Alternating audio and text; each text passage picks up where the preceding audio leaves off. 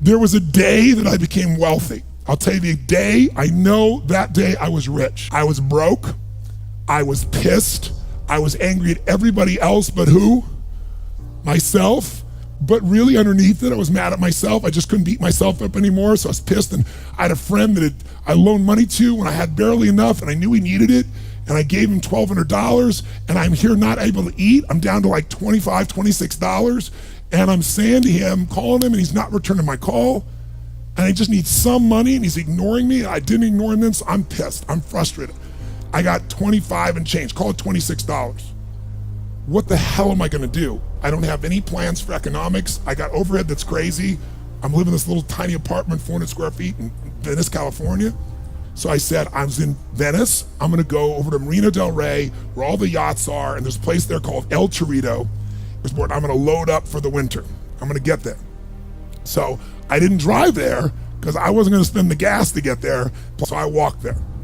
And I go in, I'm not dressed really great, and I got a place right by the window, and I can see these yachts going by, and I'm dreaming of what life could be like, and I'm starting to let go of my anger, and I'm starting to focus on what I want instead of what I don't want. And that shifted me just a bit, and now I'm eating, which shifted me a lot. And I got this giant plate stacked up, whatever it was, $6.95, $7.95, right? So I'm gonna do this, I could probably do this 3 or 4 times, right? Somewhere in that range. As I'm finishing my meal, this little boy comes in, dressed in a little suit, maybe 8 years old, 9 years old, something like that. And he opened the door for his mother. And his mother was an attractive lady. And he came over and he pulled out the seat for her and she sat down. She was a pretty lady, but as pretty as she was, I was totally obsessed by this boy. He had presence at 7 or 8 years old. I don't know why, it moved me. So I got up and I paid for the meal, and whatever it was, $6, $7. So now I've got whatever left, $17, $18, $19. I walk up to this little boy, and I said, excuse me. And I said, I just want to acknowledge you for being such an extraordinary gentleman. I said, I saw the way you treated your lady, how you opened the door, how you pulled the chair out. I said, that's class. I said, my name's Tony, what's yours? And I don't honestly remember his name, Charlie or something. And I said, Charlie?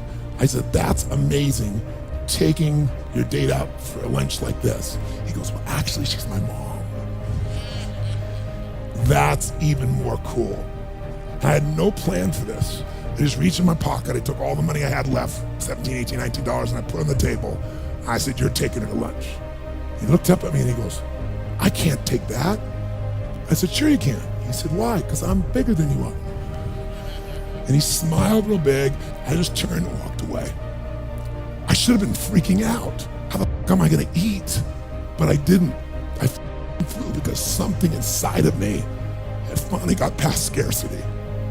I finally realized there's something inside of us more than our limits, especially around this thing called money, that I had let terrorize me. And I got home, and the mailman came that day, and I had no idea I was gonna have my next meal. And a letter comes, and it's from the guy I loaned the money to.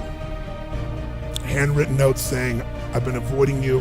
It's wrong. I'm so sorry. You were there when I needed you. Here's what I owe you plus a little bit more.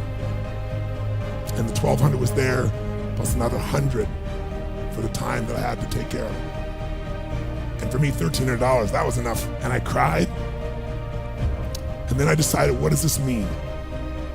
And I thought, this means that whenever you give, it's always gonna come back, so you don't have to ever think about that bit again. Just give. And the rewards will be greater than you can ever imagine. I don't know if that's coincidence, but I decided to believe that day was a blessing when I became rich. And I can tell you honestly, I've had tough days in my life, economically, emotionally, like all of us. But I've never gone back to that scarcity, I never will. The secret to living is giving. Do it when you don't have it, and I promise you, scarcity will leave your life.